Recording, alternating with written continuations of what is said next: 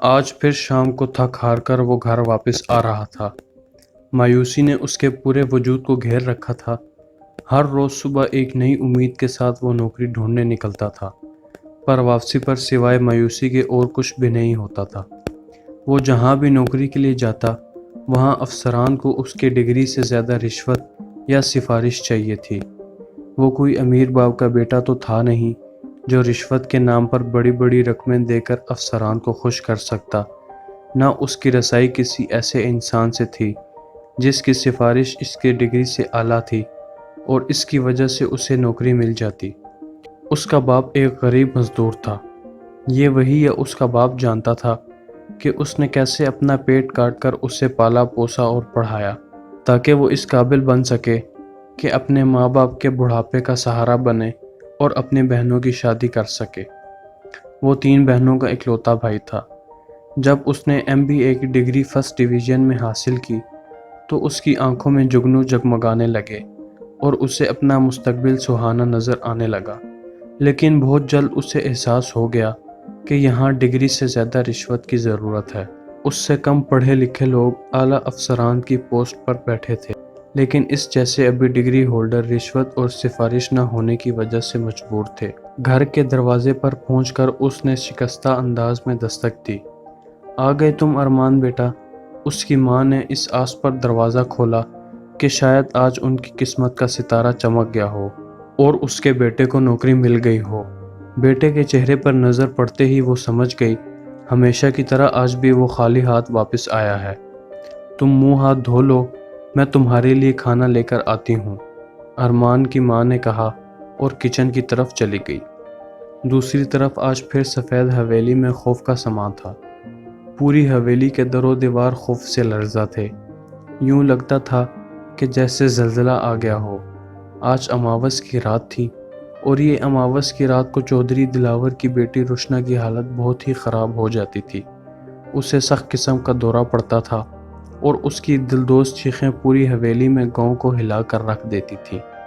روشنا کا خوبصورت چہرہ سیاہ پڑ جاتا اور آنکھیں باہر کو ابل آتی۔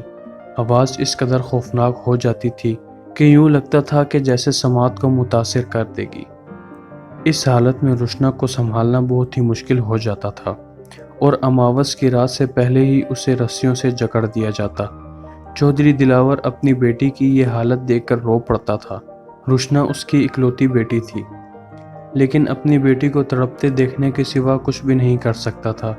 چودھری صاحب، آپ کچھ کریں، دیکھیں روشنا کی حالت آج پھر کتنی خراب ہو گئی ہے، روشنا کی ماں نے روتے ہوئے کہا۔ بیٹی کی اتنی خراب حالت اس سے نہیں دیکھی جاتی تھی۔ شاید تڑپ رہی تھی کہ جیسے اس کے وجود پر کوئی چھریاں چلا رہا ہو۔ روشنا کے حلق سے عجیب و غریب انسانی آواز نکل رہی تھی۔ اس کو دیکھ کر کوئی یہ نہیں سوچ سکتا تھا کہ صبح ہوتے ہی یہ تڑپتی ہوئی لڑکی ایسے ٹھیک ہو جائے گی جیسے کچھ ہوا ہی نہ ہو۔ یہاں ارمان کے دوست ولید نے ارمان کو پریشان دیکھ کر پوچھا، کیا بات ہے ارمان، تم اتنے پریشان کیوں ہو؟ یار میں پریشان کیوں نہ ہوں، آج 3 ماہ ہو گئے ہیں نوکری ڈھونڈتے ہوئے، لیکن ابھی تک نہیں ملی۔ گھر میں 3 جوان بہنیں ہیں، ان کی شادیاں نہیں ہو رہی ہیں۔ ہر رشتے کے لیے آنے والے اس آس پر آتے ہیں کہ جہیز کتنا ملے گا، مگر ہمارے گھر کی در و دیوار سے ٹپکتی غربت دیکھ کر واپس چلے جاتے ہیں، کیونکہ انہیں میری بہنوں سے نہیں جہیز سے مطلب ہے۔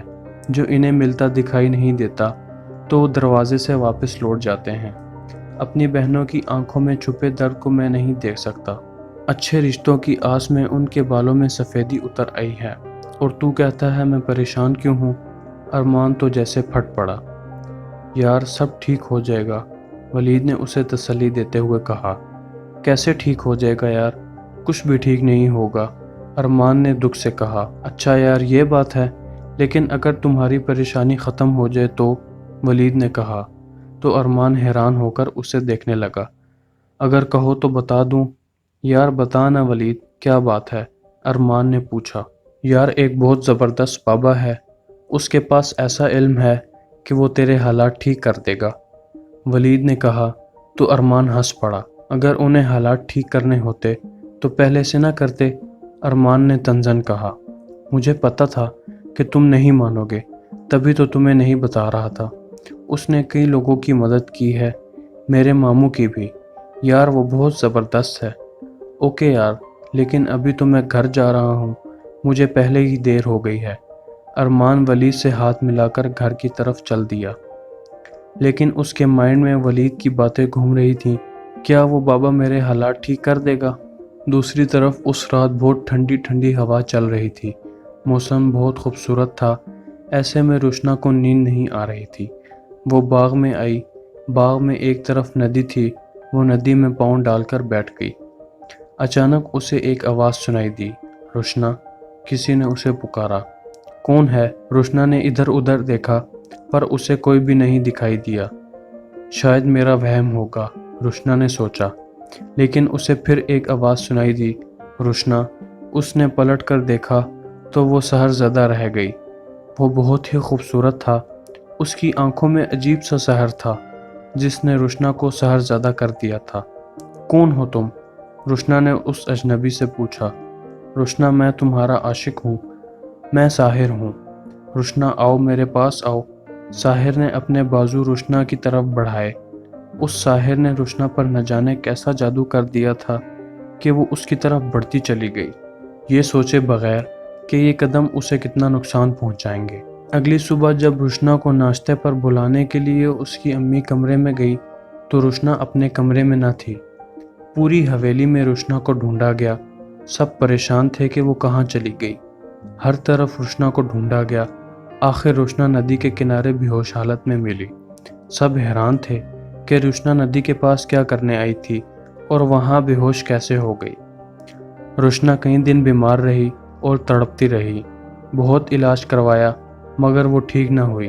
بخار تھا کہ اترنے کا نام ہی نہیں لے رہا تھا، دن بدن بڑھتا جا رہا تھا۔ آخر وہ خود ہی ٹھیک ہو گئی اور ایسے کہ جیسے کچھ ہوا ہی نہ ہو۔ سب نے روشنا سے پوچھا کہ آخر اسے کیا ہوا تھا، لیکن روشنا کو کچھ یاد نہیں تھا، وہ سب کچھ بھول چکی تھی۔ لیکن پھر اماوس کی رات کو روشنا کی طبیعت خراب ہونے لگی، اس کا رنگ سیاہ پڑ گیا، آنکھیں باہر کو ابلنے لگیں، منہ سے عجیب عجیب غیر انسانی آوازیں نکل رہی تھیں، یوں لگتا تھا کہ اسے کوئی بہت بری تکلیف دے رہا ہے۔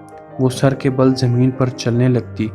یہ سب روشنا کے ساتھ کیا ہو رہا تھا کسی کی کچھ سمجھ میں نہیں آ رہا تھا۔ اسے کئی ڈاکٹروں، پیروں، فقیروں کو دکھایا گیا، لیکن روشنا ٹھیک نہیں ہوئی۔ روشنا جانتی تھی کہ اس کی حالت کا ذمہ دار کون ہے، پر وہ کسی کو یہ بات بتا نہ پاتی تھی کہ اس کے ساتھ اس رات کیا ہوا تھا۔ چودھری جی، میں ایک سادھو کو جانتا ہوں جو کالے علم کا ماہر ہے۔ اگر روشنا بی بی کو اس کے پاس لے جایا جائے تو امید ہے کہ روشنا بی بی ٹھیک ہو جائیں گی۔ چودھری دلاور کے ملازم اکرم نے کہا۔ کون ہے وہ؟ اگر تو کسی ایسے سادھو کو جانتا ہے تو مجھے پہلے کیوں نہیں بتایا؟ چودھری دلاور نے غصے سے اپنے ملازم کو کہا۔ چودھری جی، وہ میں بتانا چاہتا تھا مگر مجھے موقع نہیں ملا، اکرم نے ڈرتے ڈرتے کہا۔ ٹھیک ہے اکرم، اگر اس مسئلے کا حل سادھو کے پاس جا کر ہی ملے گا تو ہم روشنا بیٹی کو اس کے پاس لے کر جائیں گے۔ یہ بات چودھری دلاور نے کہہ تو دی، لیکن کاش وہ جان پاتا کہ تمام مسائل کا حل صرف ایک ہی ذات کے پاس ہے اور وہ ہے صرف خدا کی ذات۔ اگلے دن وہ روشنا کو اس سادھو کے پاس لے کر گئے۔ سادھو نے روشنا کو دیکھا تو چونک پڑا۔ مجھے اور اس چھوری کو اس کمرے میں اکیلا چھوڑ دیں، سادھو نے کہا۔ پہلے تو چودھری دلاور ہچکچایا، لیکن پھر وہ کمرے سے باہر چلا گیا۔ تھوڑی دیر بعد جب چودھری دلاور کمرے میں واپس گیا تو روشنا ایک طرف بے ہوش پڑی ہوئی تھی اور سادھو کی آنکھوں میں تو جیسے خون ٹپک رہا تھا، اس کی آنکھیں بہت زیادہ سرخ ہو رہی تھیں۔ یہاں ارمان نے ماں کی پریشانی بھانپتے ہوئے کہا، کیا بات ہے امی جان، آپ اتنی پریشان کیوں ہیں؟ اس کی ماں اپنی پریشانی ارمان سے چھپانے کی کوشش کرتی، پر ارمان پھر بھی جان لیتا تھا۔ وہ بیٹا، آج کچھ لوگ آئے تھے ہما کو دیکھنے، انہیں ہما تو پسند آ گئی، مگر اماں یہ لوگ ہمارے ساتھ وہ سامان کی ایک لسٹ بھی دے گئے۔ اماں یہی بات ہے نا، ارمان نے دکھ سے کہا اور اٹھ کر باہر نکل گیا۔ اپنی ماں کی آنکھوں میں وہ آنسو نہیں دیکھ سکتا تھا۔ میں کروں تو کیا کروں؟ اماں کی پریشانی، ابا کی بیماری اور بہنوں کے ٹوٹے خواب میں نہیں دیکھ سکتا، مجھے کچھ کرنا ہی ہوگا۔ اس شام ارمان ولید سے ملنے اس کے گھر گیا۔ ولید یار، مجھے اس بابے کے پاس لے چل جس کا تم نے مجھے بتایا تھا، تم راضی ہو گئے؟ خیر کوئی بات نہیں، دیکھنا اب سب ٹھیک ہو جائے گا۔ چل میں تجھے آج ہی لے چلتا ہوں، ولید نے کہا۔ تو پھر دیر کیسی، چلو، ارمان نے کہا۔ کچھ ہی دیر میں ولید نے ایک مکان کے آگے جا کر بائک روکی۔ یہاں رہتا ہے وہ بابا؟ ارمان نے پوچھا۔ ہاں یار، وہ سب سے تنہا رہتا ہے۔ وہ بہت ویران علاقہ تھا جہاں اس کا گھر تھا۔ اور ہاں یار، بابا کا نام نارائن راج ہے، ولید نے کہا تو ارمان چونک گیا۔ تو مجھے ایک ہندو کے پاس لے آیا ہے؟ چھوڑو یار ہندو کو، ہمیں تو اپنا کام نکلوانا ہے۔ اس کے پاس بڑی طاقتیں ہیں، دیکھنا وہ ایسا عمل کرے گا کہ تجھے 2 دنوں میں ہی نوکری مل جائے گی، ولید نے کہا، اور دونوں گھر کے اندر داخل ہو گئے۔ دوسری طرف چودھری نے پریشان ہو کر پوچھا، یہ کیا ہوا ہے نارائن بابا؟ میری بیٹی بے ہوش کیوں ہو گئی ہے؟ چودھری، تیری بیٹی پر جن کا سایہ ہے، اور وہ بھی کوئی عام جن نہیں، جنوں کا شہنشاہ، شہنشاہ جنات کا سایہ ہے۔ یہ آپ کیا کہہ رہے ہیں سادھو جی؟ ایسا کیسے ہو سکتا ہے؟ یہ سن کر چودھری ساکت رہ گیا تھا۔ اس نے تمہاری بیٹی کو اماوس کی رات ندی کے کنارے دیکھا تھا، تب سے یہ تمہاری بیٹی پر عاشق ہو گیا ہے، سادھو نے کہا۔ اور یہ ہر اماوس کی رات تمہاری بیٹی کے پاس آتا ہے، لیکن جب وہ دیکھتا ہے کہ اس کے پاس لوگ ہیں تو وہ اس کو اذیت دیتا ہے۔ اب کیا ہوگا؟ چودھری نے پریشانی سے کہا۔ میری بیٹی کیسے ٹھیک ہوگی؟ شہنشاہ جنات بہت طاقتور ہے، اس سے پیچھا چھڑانا کوئی آسان کام نہیں ہے۔ بس اس کا ایک ہی حل ہے، اور وہ ہے بھی بہت خطرناک، سادھو نے کہا۔ کوئی بات نہیں سادھو جی، جتنا بھی خطرناک ہے، اپنی بیٹی کے لیے میں سب کچھ کر دوں گا، چودھری دلاور نے یقین سے کہا۔ تم اپنی بیٹی کو بہت سے پیروں فقیروں کے پاس لے گئے ہوگے، ان میں سے کئی لوگ اس مسئلے کا حل جانتے ہوں گے، لیکن انہوں نے تمہیں نہیں بتایا ہوگا، پر میں تمہیں بتاتا ہوں۔ اگر تمہیں اپنی بیٹی کی جان بچانی ہے تو تمہیں کسی کی جان لینی ہوگی، سادھو نے کہا۔ تو چودھری دلاور ایک پل کے لیے ساکت رہ گیا۔ تجھے کسی کی جان لینی ہوگی؟ چاند کی پہلی تاریخ کو ایک خاص وقت میں ایک لڑکے کی پیدائش ہوئی ہے۔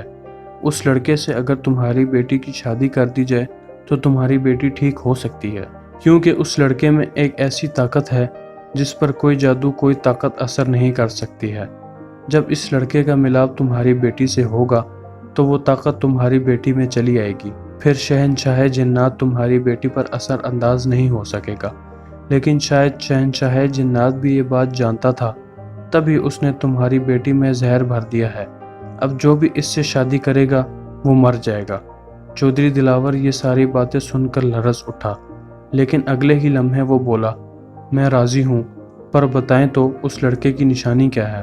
اس لڑکے کی نشانی یہ ہے کہ اس کے دائیں پاؤں پر آدھے چاند کا نشان ہے، بس وہی لڑکا تمہاری بیٹی کو بچا پائے گا، سادھو نے مسکراتے ہوئے کہا۔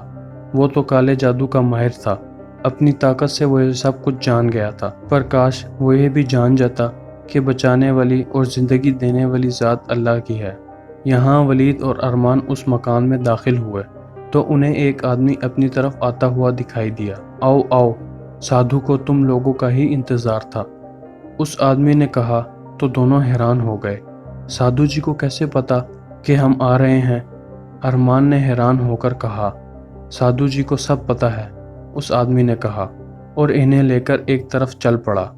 دیکھا، میں نہ کہتا تھا کہ بڑا پہنچا ہوا ہے سادھو، ولید نے کہا تو ارمان مسکرا دیا۔ وہ دونوں اس وقت سادھو کے سامنے بیٹھے تھے۔ میں سب جانتا ہوں، مجھے سب پتا ہے کہ تمہاری نوکری نہیں لگ رہی، گھر میں جوان بہنیں ہیں، بیمار باپ ہے۔ آپ یہ سب کیسے جانتے ہیں؟ ارمان حیرانگی میں بولا۔ مجھے سب پتا ہے، سادھو نے مسکرا کر کہا۔ تمہارے ان تمام مسائل کا حل ہے میرے پاس، بہنوں کی شادی اور باپ کا علاج بھی ہو جائے گا، لیکن اس کے لیے تمہیں ایک بڑے امتحان سے گزرنا پڑے گا، اور اس میں تمہاری جان بھی جا سکتی ہے۔ میری جان بھی جا سکتی ہے؟ ارمان نے پریشان ہو کر کہا۔ مجھے پوری بات بتائیں پلیز۔ اچھا سنو، چودھری دلاور ایک بہت ہی امیر آدمی ہے، اور اس کی بیٹی روشنا۔ سادھو نے ساری بات تفصیل سے بتا دی، جسے سن کر ارمان اور ولید ساکت رہ گئے۔ لیکن ان باتوں سے ارمان کا کیا تعلق؟ ولید نے حیرت سے پوچھا۔ کہیں آپ کے کہنے کا مطلب یہ تو نہیں کہ ارمان ہی وہ لڑکا ہے؟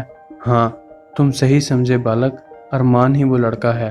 جب یہ مکان میں داخل ہوا تو تبھی مجھے پتہ چل گیا تھا دیکھو اس کے دائیں پاؤں پر آدھے چاند کا نشان بھی ہے۔ اگر یہ مان جاتا ہے تو چودھری دلاور اسے اتنا پیسہ دے گا کہ یہ اپنی بہنوں کی شادی بھی کر دے گا اور باپ کا علاج بھی کروا دے گا۔ بولو کیا کہتے ہو تم لوگ؟ سادھو نے پوچھا۔ ٹھیک ہے سادھو بابا، مجھے آپ کی ہر بات منظور ہے، ارمان نے مانتے ہوئے کہا۔ کیا ارمان تم پاگل ہو؟ کیا کہہ رہے ہو؟ ولید نے غصے سے کہا تو ارمان نے خاموش رہنے کا اشارہ کر دیا۔ ٹھیک ہے پھر ابھی جاؤ، پرسوں آ جانا، تمہاری چودھری دلاور سے ملاقات ہو جائے گی۔ وہ دونوں اٹھ کر مکان سے باہر آ گئے۔ باہر آ کر ولید سے چپ نہیں رہا گیا۔ ارمان تم کیا کرنے جا رہے ہو؟ تو کیا کروں میں؟ تمہیں ایسا کچھ نہیں کرنے دوں گا۔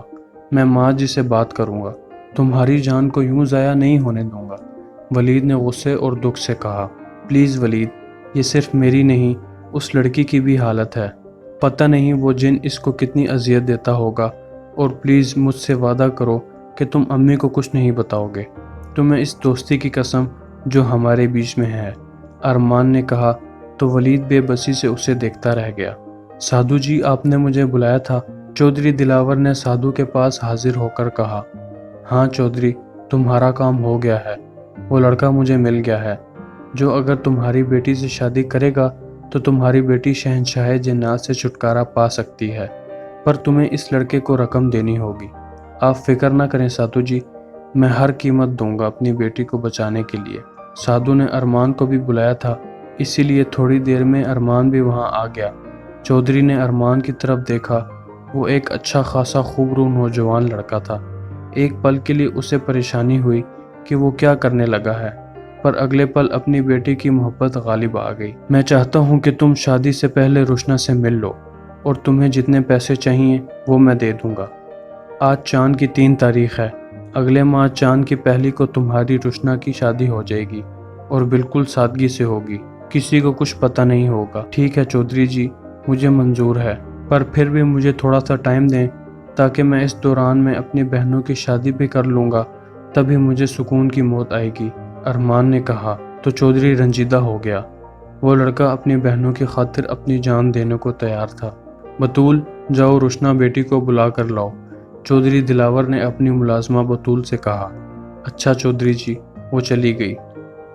دیکھو ارمان، ہم نے روشنا کو یہ تو بتا دیا ہے کہ تمہاری اس سے شادی ہم کرنے لگے ہیں، پر اسے معلوم نہیں کہ اس شادی کے بعد تمہاری موت واقع ہو سکتی ہے۔ تم اس کو ایسا کچھ مت بتانا۔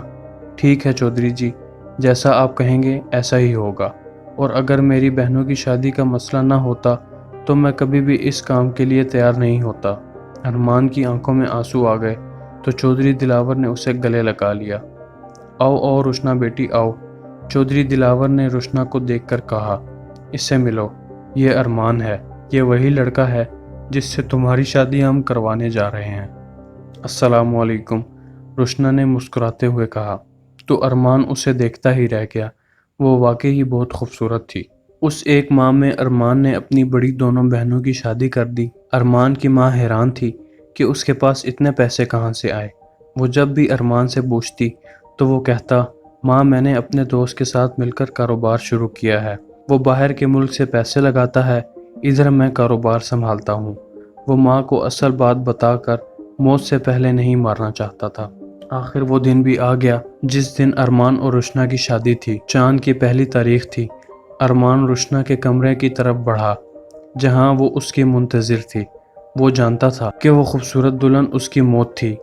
اس معصوم کو آج کی رات اذیت سے ہمیشہ ہمیشہ کے لیے چھٹکارا مل جائے گا۔ ارمان نے مسکراتے ہوئے روشنا کا ہاتھ تھاما۔ روشنا، آج ہماری ملن کی رات ہے، اور آج کے بعد تمہیں کوئی تکلیف نہیں دے سکے گا، ارمان نے کہا۔ آج کے بعد ہماری محبت امر ہو جائے گی، لیکن روشنا کو کیا پتا کہ آج ہمارے ملن کی آخری رات اور پہلی رات ہے۔ ارمان تو یہ سوچ رہا تھا، لیکن اوپر والے نے کچھ اور ہی سوچ رکھا تھا۔ اگلے دن چودھری دلاور اور اس کی بیوی زرینہ بیگم روشنا کے کمرے میں گئے۔ جب وہ کمرے میں داخل ہوئے تو اندر کے منظر نے انہیں ساکت کر دیا۔ یہاں ارمان کی ماں شاہدہ نے اپنی بیٹی نورین سے کہا، جاؤ نورین، ارمان کو بلا کر لاؤ کمرے سے، آ کر ناشتہ کر لے۔ کل سارا دن یہ لڑکا گھر سے باہر رہا، رات کو آ گیا ہوگا، ویسے بھی ارمان رات کو باہر نہیں رہتا۔ وہ ارمان کے کمرے میں گئی۔ ارمان کمرے میں نہیں تھا۔ ہاں، اس کے بیڈ کی ایک طرف ایک لیٹر پڑا ہوا تھا۔ نورین نے وہ لیٹر اٹھا لیا اور کمرے سے باہر آ گئی۔ ماں، ارمان تو کمرے میں نہیں ہے، لیکن اس کے کمرے میں یہ لیٹر ملا ہے، تو پڑھو اسے، کیا لکھا ہے اس میں؟ ماں نے کہا تو نورین پڑھنے لگی۔ پیاری امی جان، میں جانتا ہوں کہ آپ نے اور بابا نے کتنی محبت سے مجھے پالا اور اس قابل بنایا کہ میں معاشرے میں سر اٹھا کر جی سکوں۔ آپ کی تو خواہش تھی، پر ایسا نہ ہو سکا، اور آپ کے لیے میں کچھ نہ کر سکا۔ آپ کو، ابو کو اور بہنوں کو میں دکھ میں نہیں دیکھ سکتا تھا۔ میں کیا کرتا؟ مجھے کچھ سمجھ نہیں آ رہا تھا۔ مجھے چودھری دلاور ملے، جن کی بیٹی پر آصف کا سایہ تھا، جو اس وقت ختم ہو سکتا تھا اگر میں اس سے شادی کرتا، اور انہوں نے مجھے پیسے دیے تھے جس کی وجہ سے میں بہنوں کی شادی کر سکا۔ باقی پیسے میری الماری میں رکھے ہیں، اس سے نورین کی شادی کرنا اور بابا کا علاج بھی کروانا۔ ماں، مجھے روشنا سے شادی کے بعد مرنا ہوگا، وہ ٹھیک ہو جائے گی۔ ہما، مجھے معاف کر دینا۔ نورین، تم بھی اپنے بھائی کو معاف کر دینا۔ خوب دل لگا کر پڑھنا اور ڈاکٹر بننا۔ ماں اور بابا کا خیال رکھنا۔ خدا حافظ۔ خط نورین کے ہاتھوں سے پھسل گیا اور پھوٹ پھوٹ کر رونے لگی۔ ارمان کی ماں کے منہ سے چیخیں نکل رہی تھیں۔ ارمان، تم واپس آ جاؤ، ہمیں تمہاری ضرورت ہے، پیسوں کی نہیں۔ لیکن اب بہت دیر ہو چکی تھی۔ وہ بہت دور جا چکا تھا، جہاں سے کوئی بھی واپس نہیں آتا۔ ارمان کا بیمار باپ ایک طرف ساکت ہو گیا۔ اس نے اپنی تمام عمر کی جمع پونجی آج لٹا دی تھی۔ وہ خالی ہاتھ رہ گیا تھا۔ ادھر کمرے میں بہت ہی خوفناک منظر تھا۔ کمرے میں خون بکھرا ہوا تھا۔ خون روشنا کے پیٹ سے نکل رہا تھا۔ ایک طرف ارمان کی لاش پڑی ہوئی تھی اور زرینہ بیگم روشنا کو جھنجھوڑتے ہوئے بولی، یہ تم نے کیا کر دیا روشنا؟ کیوں ایسا کیا؟ تبھی اس کی نظر اس خط پر پڑی جو روشنا کے سر کی طرف پڑا ہوا تھا۔ زرینہ نے وہ خط اٹھا لیا اور پڑھنے لگی۔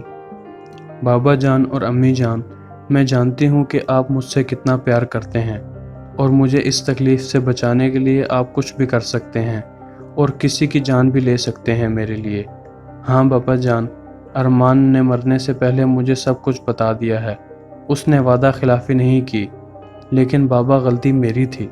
میں وہاں ندی کے کنارے گئی تھی اور میں ارمان سے بہت پیار کرنے لگی ہوں۔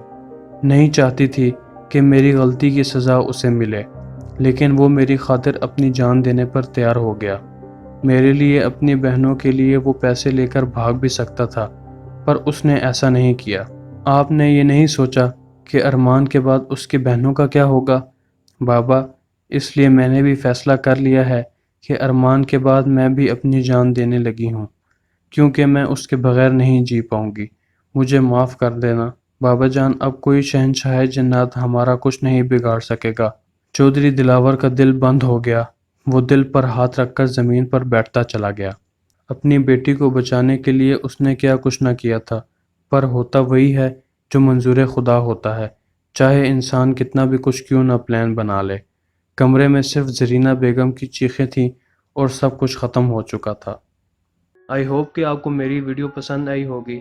اگر پسند آئی ہے تو لائک کیجئے، شیئر کیجئے اور میرے چینل کو سبسکرائب کیجئے، اور کمنٹ سیکشن میں اپنی رائے کا اظہار ضرور کیجئے۔ Thank you for watching.